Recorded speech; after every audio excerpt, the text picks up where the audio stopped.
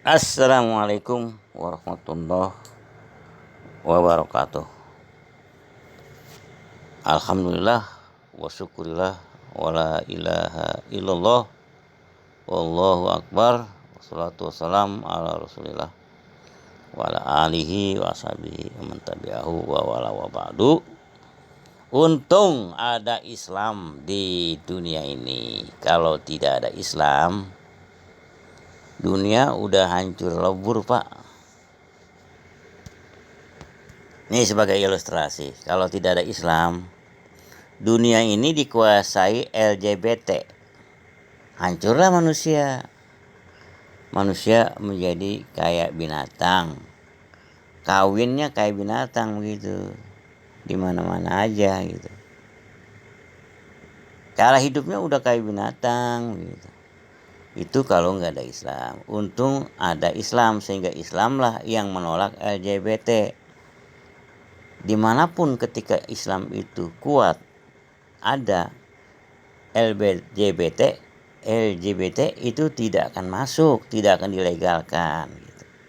Karena Islam ini, Al-Quran dan Sunnah itu dilindungi Allah Subhanahu wa Ta'ala, jadi tidak bisa dimasuki oleh pikiran yang seperti LGBT, sekuleris, hedonis, ya, kapitalis, apalagi ateis, agnostik, itu nggak masuk ke Islam. Islam tuh pure, adalah ciptaan Allah Subhanahu wa Ta'ala untuk keselamatan manusia.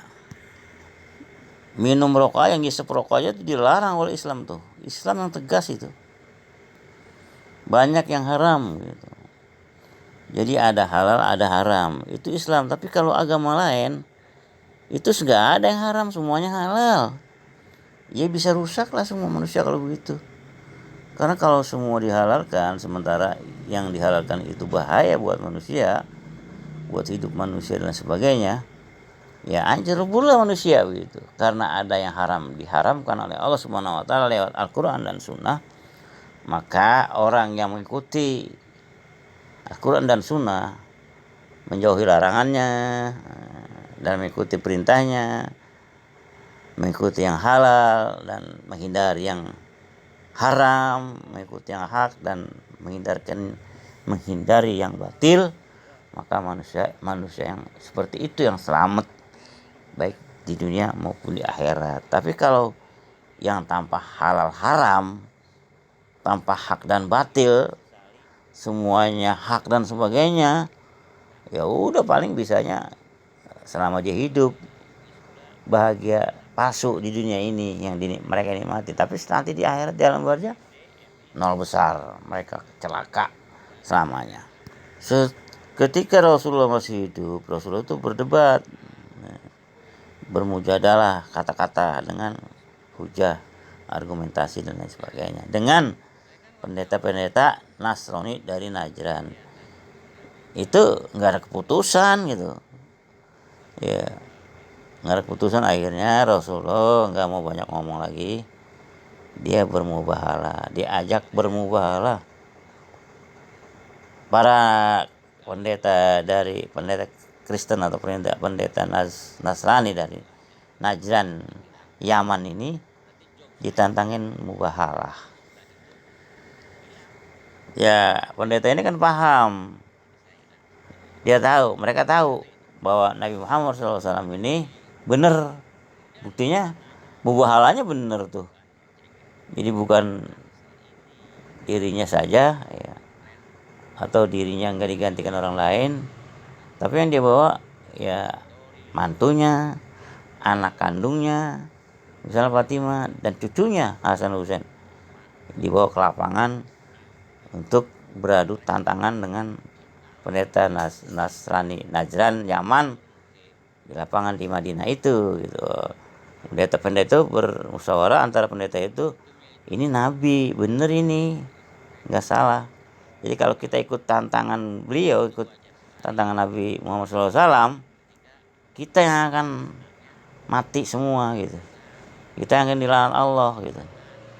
Dan kalau begitu nanti sejak zaman ini, zaman Rasul masih hidup, sampai hari kiamat, umat Kristen, umat Nasrani tidak akan ada lagi, musnah semuanya karena kena mubahalah tadi gitu. Maka supaya mungkin busikan dari iblis dan iblis juga nih, jangan diikuti mubahalah ini. Kalau diikuti nanti Nasrani, Kristen dengan segala sektenya nggak ada di dunia. Sedangkan misi iblis adalah menyesatkan manusia ya. Dengan agama-agama seperti inilah, agama Nasrani, Katolik, Kristen dan sebagainya itu pemahaman misi-misi iblis itu nyantol di sini gitu. Sehingga sampai hari kiamat begitu. Itulah ceritanya. Begitu ke di Indonesia ini, dari zaman Buddha, zaman Hindu ya, Majapahit itu, sampai zaman Lai Songo, zaman POC ya, zaman kolonial Belanda, zaman kemerdekaan tadi 17 Agustus 1945, sampai beberapa presiden, barangkali sekarang udah presiden ke-7 mau ke-8 di Indonesia ini. Ini pergulatan pemahaman ini tetap berlangsung dari zaman Nabi Muhammad hidup sampai sekarang tuh sami mawon, cuman ganti casing doang gitu. Tetap perjuangan itu sama. Jadi Islam itu membela hak yang hak, dan selain Islam itu membela yang batil. Saudara-saudara, sebenarnya perjuangan masalah hak dan batil ini bukan dimulai pada zaman Rasulullah Muhammad bin Abdullah Sallallahu Alaihi Wasallam aja. Zaman Nabi Musa pun begitu gitu. Nabi Musa dan Nabi Harun itu bertempur itu dengan seratusan ahli sihir Fir'aun gitu. Sampai akhirnya Fir'aun dan pasukannya yang kuat itu pada zaman itu, pada dunia saat itu yang terkuat, super powernya begitu, ditenggelamkan Allah di laut ya. Sampai Fir'aun itu tewas di situ, bla bla bla. Bukan hanya itu, zaman Adam pun, Nabi Adam alaihissalam itu sudah ada perjuangan seperti itu antara Habil dan Kabil itu, antara ego dan sebagainya, memperebutkan dunia, memperebutkan istri dan sebagainya, sampai ada terjadi pembunuhan saat itu. Itulah pembunuhan pertama di dunia ya. Dan diciptakannya manusia Allah Subhanahu wa taala sebenarnya sudah diprotes oleh malaikat. Ya Allah, kenapa Anda itu menciptakan manusia? Manusia gemarnya itu saling membunuh, saling dendam kesumat gitu. Saling senang menumpahkan darah begitu. Seperti di Amerika sekarang ini, Pak. Itu gampang banget manusia terbunuh. Dengan pistol mereka, dengan senjata api mereka, sekali terbunuh banyak, Pak, ratusan orang, puluhan orang. Ya, karena dipacu lagi dengan minuman keras dan agama yang menyeleweng, bla bla bla bla. Sangat menyeramkan hidup di Amerika. Jadi kalau Agnes mau di hoak terbunuh di Amerika wajar, bukan di negara lain, Pak. Itu walaupun tuh hoak ya, tapi tempatnya emang tepat tuh emang di Amerika. Kembali kepada kita di Indonesia. Ini perjuangan antara kubu Anies dan kubu non Anies ini juga sangat ketat, Pak. Anies dari segala penjuru kiri kanan hendak dijegal supaya jangan jadi capres, Pak. Jangan jadi presiden, bla bla bla bla dan sebagainya. Kembali kepada kita sallallahu alaihi wasallam.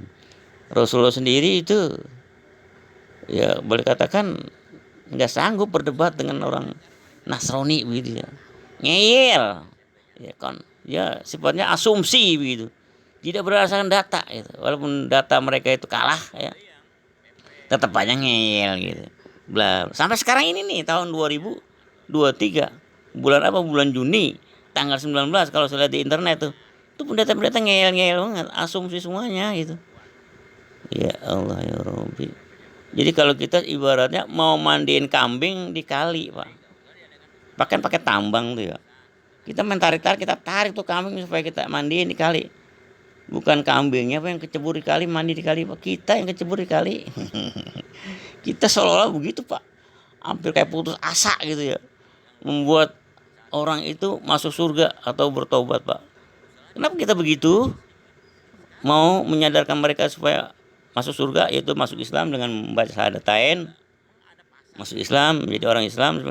Karena kita itu juga diberbet, dikristenisasi gitu ya, oleh apologet meta mereka, supaya kita dimurtadkan gitu. Ya, dengan cara apapun, dengan segala mengalahkan segala cara, tipu daya, sihir dan sebagainya. bla bla bla. Jadi memang kata Muhammad Nasir atau siapapun ahli pikir Islam internasional menyatakan bahwa Ghazul Fikri itu terjadi dulu. Pemikiran ini pada waktu baru media cetak, media itu lewat media cetak terjadi. Media cetak seperti buku, majalah, tabloid, ya, buletin, ya, apapun namanya itu, terjadi perang pemikiran Ghazul Fikri itu. Nah sekarang perang pemikiran itu di internet, di perdebatan itu. Kalau kita ngikutin itu, waduh, kalau kurang kuat, membosankan dan menjenuhkan Pak. Dari itu ke itu juga bolak-balik ya, dan sebagainya itu. Dan terjadi emang sekarang emang eksis bahwa perang Ghazul Fikri itu terjadi lewat internet, lewat media sosial dengan segala dengan segala turunannya begitu. Apa tuh di Instagram, di Twitter, di YouTube, di blog, ya, di podcast, ya, apalagi di snack video, di TikTok dan lain sebagainya. Kita berperang di situ antara al-haq dengan al-batil, itu berperang di situ antara Islam dengan pemikiran-pemikiran pemahaman-pemahaman yang lain gitu, yang batil, yang didorong disupport oleh inspirasi dan ilham yang dikirimkan oleh Dajjal dan iblis laknatullah. Saudara-saudara sekalian, bahwa sekarang kita ini bukan hanya di Indonesia, di dunia ini kita bukan dalam keadaan yang baik-baik saja kita. Banyak PR yang harus kita kerjakan, Pak. Banyak tugas yang kita harus selesaikan. Banyak kewajiban. Dan jihad itu enggak habis sampai hari kiamat, Pak. Sampai nanti turun Nabi Isa, diturunkan oleh Allah Subhanahu wa taala untuk menghancur leburkan Dajjal dan begitu. Juga diturunkan Imam Mahdi dan sebagainya untuk membela kebenaran al-haq itu. Bahwa al-haq kebenaran itu yang versi Allah Subhanahu wa taala itu yang benar, yang menang gitu. Kemudian yang batil, al-batil, ya, kezaliman dan sebagainya yang disupport, didukung oleh iblis dan dajjal itu akan musnah, akan hancur. Bahkan iblis itu pun nanti akan dicabut oleh malaikat al-maut, Pak, di akhir masa nanti. Setelah manusia-manusia dan makhluk-makhluk yang lain meninggal, mati, dia yang terakhir dicabut nyawanya, Pak. Dan dia tidak bisa kabur kemanapun karena dikepung oleh malaikat maut itu. Ketika itulah al-batil lenyap bersamaan dengan lenyapnya iblis laknatullah. Saudara-saudara sekalian, kita jangan kaget kalau memang kita di media sosial banyak terjadi perang pemikiran. Ghazul Fikri itulah nubuatan dari Nabi Muhammad Sallallahu Alaihi Wasallam. Itu aja dulu bisa sampaikan. Sebagai tambahan sedikit, mengapa Allah Subhanahu Wa Taala dan Rasulnya Nabi Muhammad bin Abdullah Sallallahu Alaihi Wasallam melalui Al-Quran dan hadis-hadis sahihnya itu sangat tegas melarang kita kaum muslimin mukminin ini mengangkat orang kafir, orang non-Islam itu menjadi pimpinan kita, menjadi ketua kita, menjadi kepala kita, bahkan menjadi presiden kita. Kenapa? Allah Subhanahu wa taala dan Rasulnya atau Islam ini melalui Quran dan Sunnah sampai 16 ayat di dalam Al-Quran itu menyatakan kita dilarang mengangkat pemimpin dari orang yang bukan kalangan kaum muslimin atau mukminin. Apalagi memang secara logika real dan realitasnya kaum muslimin mukminin ini juga dalam masalah keilmuan, kenegaraan, ekonomi, bla bla bla, dan di ruang lingkup era modern ini juga sangat banyak. Kenapa kita mengabaikan mereka kemudian mengambil orang non-Islam sebagai pimpinan kita? Itu sampai 16 ayat di dalam Al-Quran Allah melarang kita bersikap seperti itu. Dan kalau kita masih mengangkat pemimpin apapun gitu, dari tingkat RT sampai presiden di luar kalangan kita, itu Allah mengancam mengancam kita akan diazab, Pak. Ya, tentunya tidak akan dimasukkan surga begitu, bla bla bla. Walaupun memang di situ ada mudarat. Kalau kita merasa terancam akan dibunuh, boleh kita mengangkat pemimpin non Islam itu, tapi itu dalam bentuk kata-kata gitu, bukan dalam bentuk perbuatan gitu. Dan di hati tetap menolak, dan perbuatan juga kita menolak, cuman kata-kata gitu, sekedar itu gitu. Kalau memang kita terancam dibunuh atau belum kuat, tapi pada prinsipnya kita harus menolak. Kenapa sampai demikian tegasnya Allah dan Rasulnya dalam lewat Al-Quran dan Sunnah bersikap seperti itu? Karena nih secara logika, secara realitas fenomena yang ada secara manusiawi, sebab kalau kita mengangkat mereka, kita ini akan kesulitan nantinya, akan kejepit, akan terpojok, akan menderita begitu. Akan tidak enak, tidak enjoy, tidak bahagia, tidak akan terjajah, tidak menjadi manusia yang merdeka, dan juga kita nanti akan terseret ke neraka begitu. Itulah wanti-wanti Allah Subhanahu wa taala Rasulnya dalam hal ini, khususnya kaum muslimin yang ada di Indonesia begitu. Mengapa kita begitu gitu? Memilih gubernur, RT sekalipun sampai presiden nggak boleh, dilarang sekali, diharamkan kita memilih mereka, mengangkat mereka, dan sebagainya. Itulah tambahan daripada opini yang saya bisa katakan saat ini. Assalamualaikum warahmatullahi wabarakatuh.